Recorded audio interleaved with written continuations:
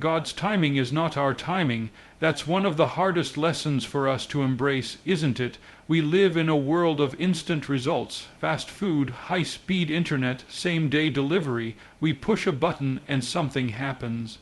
And then we come to prayer expecting God to run on our schedule as though he were bound to the clock we keep on our wrists. But God doesn't own a wristwatch. He owns eternity. I recall a season in my life when I begged God to open a door that I thought was absolutely necessary. I prayed, I pleaded, I reminded him daily of my request, and yet the heavens seemed unmoved. Months passed, then years. At the time, I thought his silence meant rejection. But when God finally answered, I realized that what I had once viewed as a delay was actually his divine protection. Had he given me what I asked for when I asked for it, I would have walked straight into heartache. His timing spared me from wounds I couldn't see, but he already knew. Think of Abraham, who was promised a son. The years rolled on, and Sarah's womb remained barren. Every month must have felt like a dagger, another reminder that God's word had not yet come to pass. But in Genesis 21, we read the most beautiful phrase, "at the set time of which God had spoken." That means there was an appointment on heaven's calendar. Abraham didn't know the date, but God did. And when the fullness of time came, Isaac was born, and the promise was fulfilled.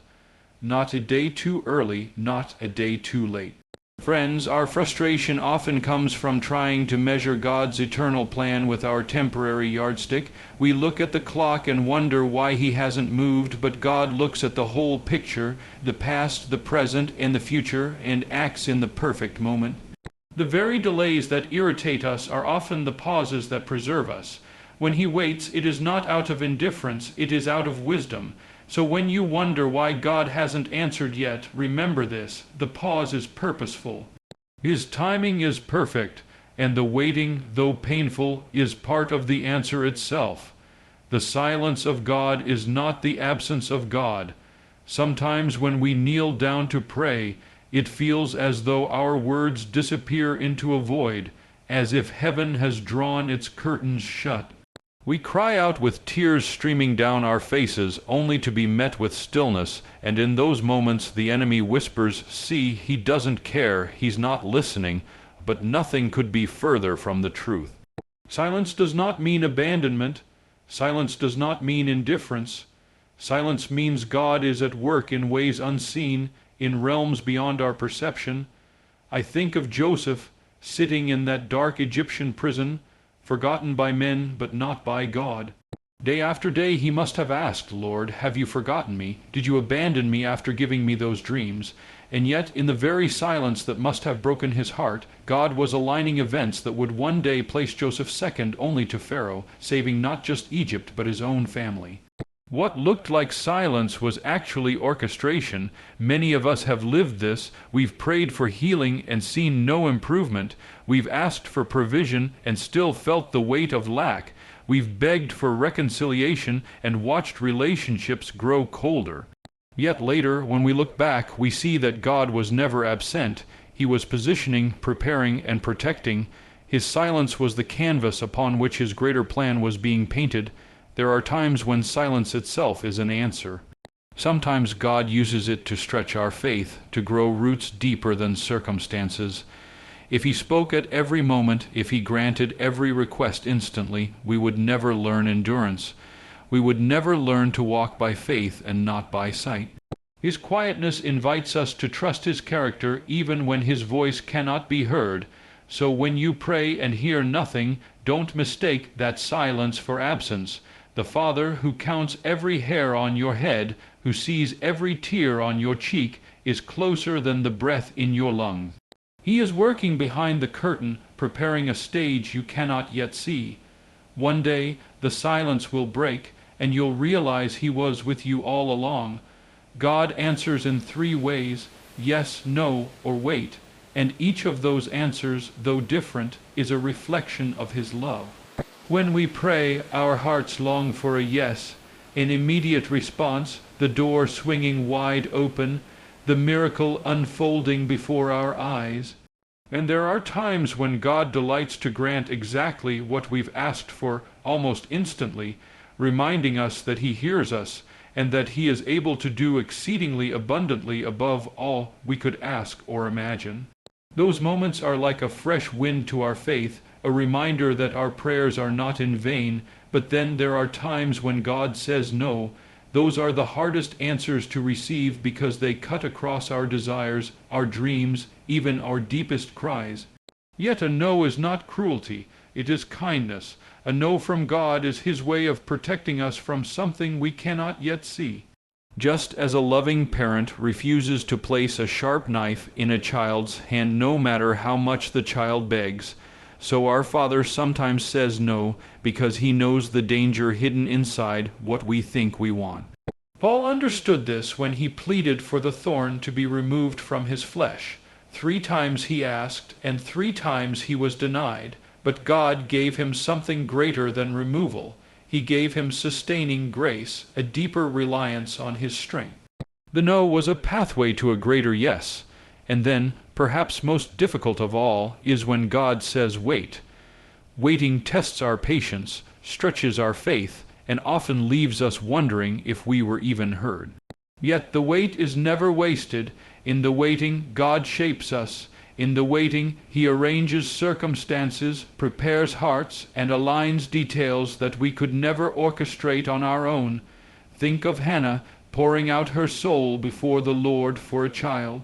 Year after year, nothing changed, but when the wait was finally over, Samuel was born, a prophet who would anoint kings and turn the nation back to God. The wait gave birth to more than a son. It gave birth to a legacy.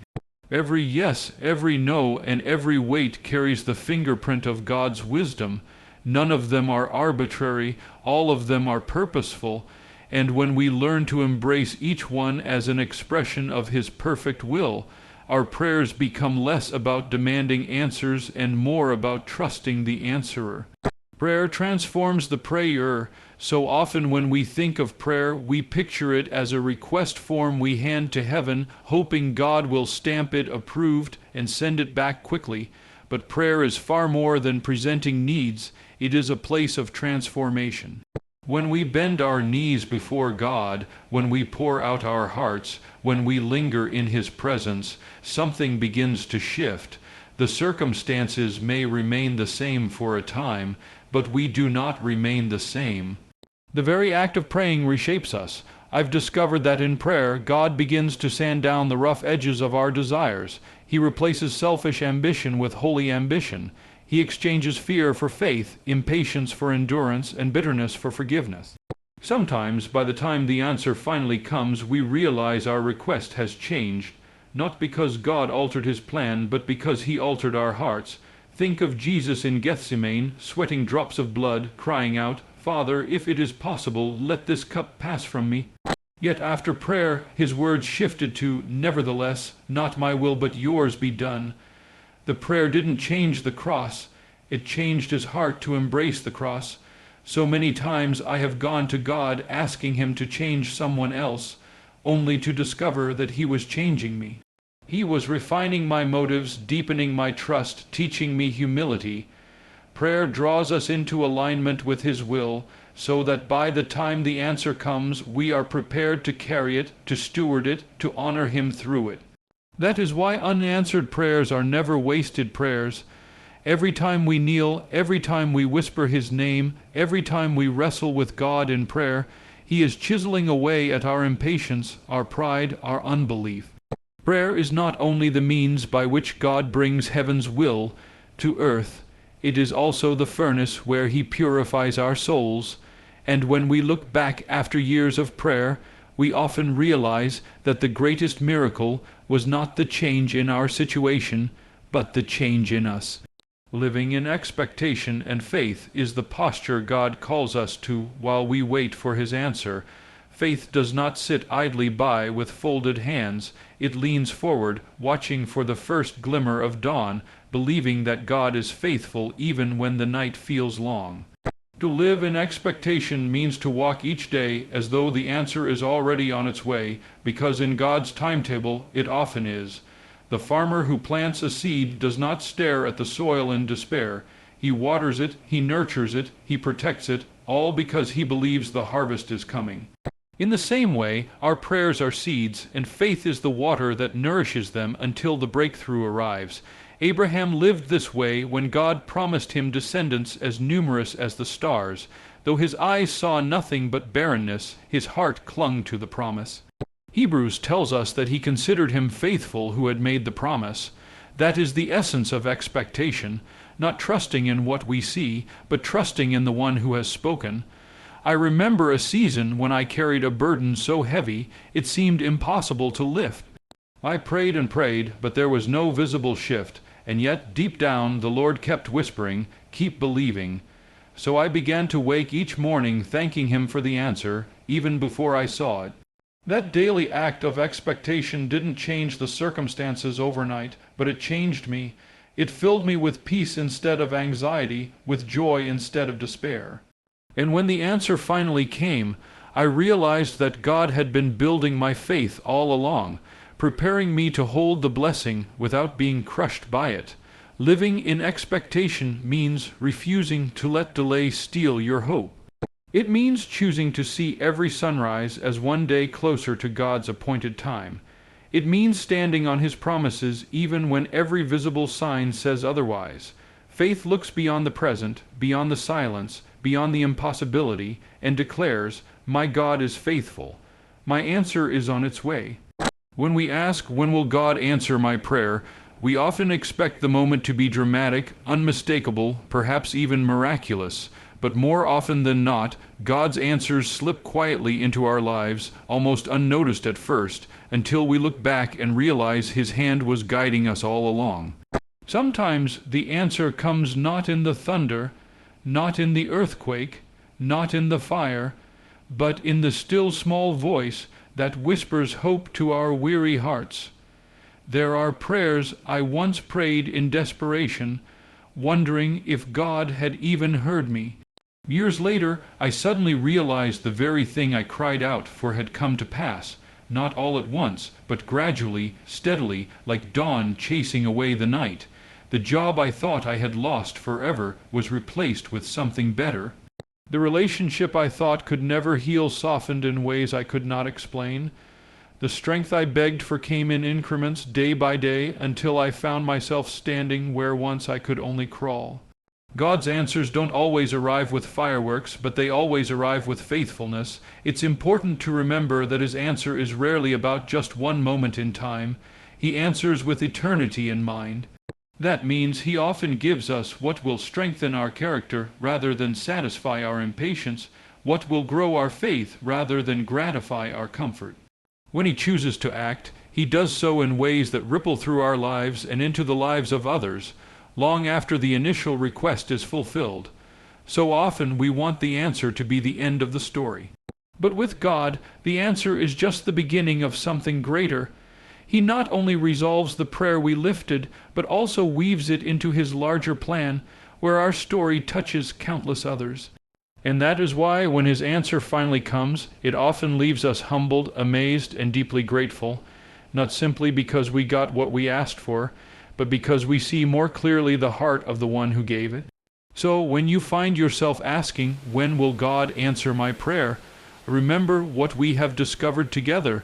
His timing is not our timing, but His calendar is always perfect. His silence is not His absence, but the preparation of something greater than you can see. His answers, whether yes, no, or wait, are not random but are wrapped in wisdom and love. And as you pray, He is not only moving circumstances, He is moving you, shaping your heart to look more like His.